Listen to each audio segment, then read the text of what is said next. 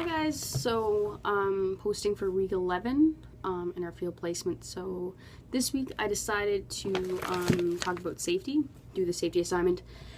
So I'm just going to read the questions here. So describe at least one safety concern you've encountered in your foundation or BSW field placement. So in my BSW field placement, I was at a forensic hospital. And that was in just a major city about 4 hours from here.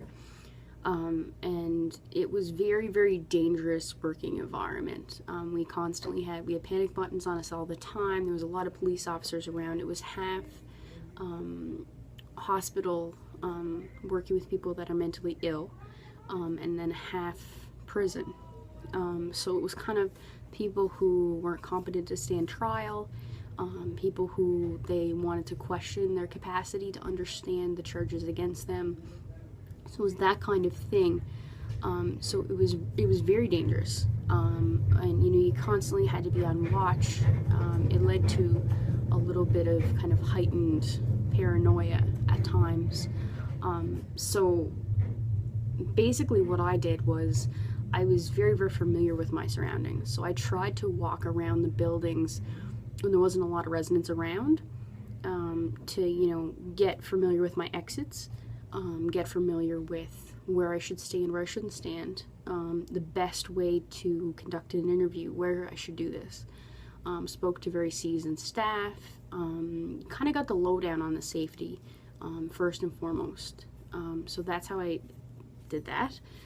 And the safety concern was just how would I escape if a resident, were to come at me in an aggressive manner. So I made sure that I was always, by an exit, or I had someone with me, or, I had my panic button right there, all those sorts of things. So just taking a good scan of the area and knowledge of the area is very important.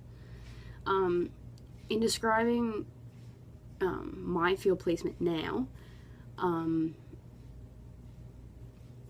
two safety concerns that I would have is being out with the residents in the community by yourself.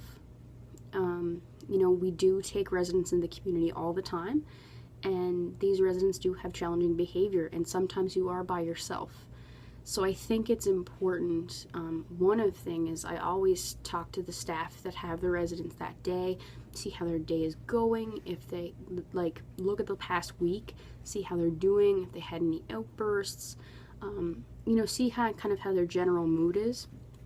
If you do have concerns, maybe prolong it to a later date, and just be very aware of the resident's history, who you're taking out.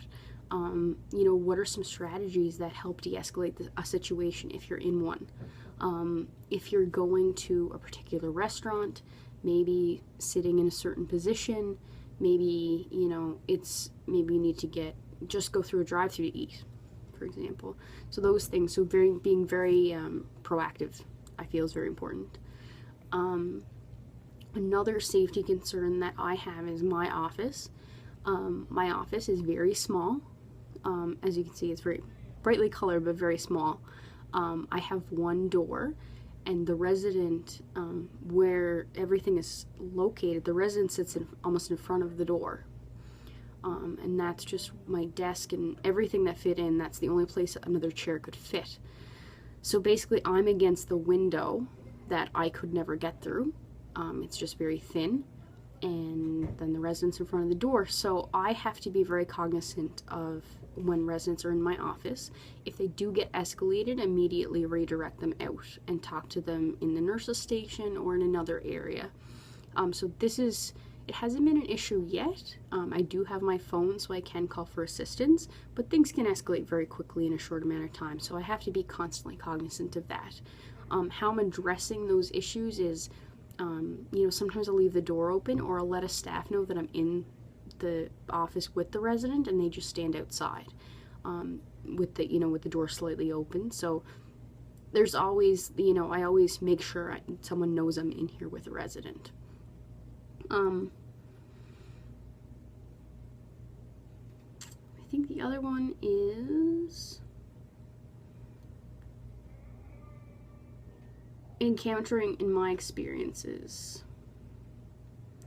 what is one thing you would do differently should you encounter a similar situation again?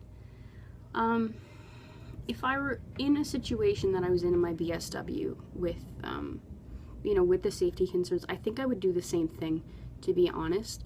I hadn't run into many safety concerns there because I was so heightened and so aware of the danger that I was in. So I think just remembering that experience, remembering to take a good assessment of my environment, and being very proactive in the knowledge of who I'm working with, and being aware of my exits and escape plans. Here at Britain Ability, we're also trained in low arousal. That's a new thing. It's kind of like nonviolent crisis intervention, which we used to do, but very similar in the way it helps de-escalate residents. We're running it through Studio 3 in the UK right now.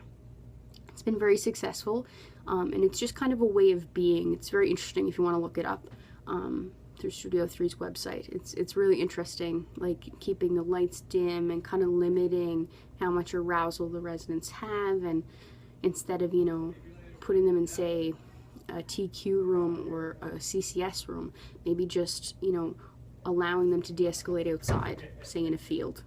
Allowing that space and getting them outdoors, small things like that. It's very interesting. I would suggest everyone have a boo at it. It's really good. And that's, mainly my safety topics. I've, knock wood, been very lucky to not have many concerns like that. If I do have any concerns, I always bring them forward to my supervisor. I have brought forward the issue of my office. Hopefully at some point, maybe I'll get a bigger office. So that's it. Hope you guys are having a great week. And I guess my question would be, what would you do with a small office? And if you kind of were in my position, do you think that it's enough for me to have the staff just slightly outside the door, or would you meet with anyone in here, given that the chair is against the door essentially? Let me know what you think in the comments below, and love to hear from you. Thanks.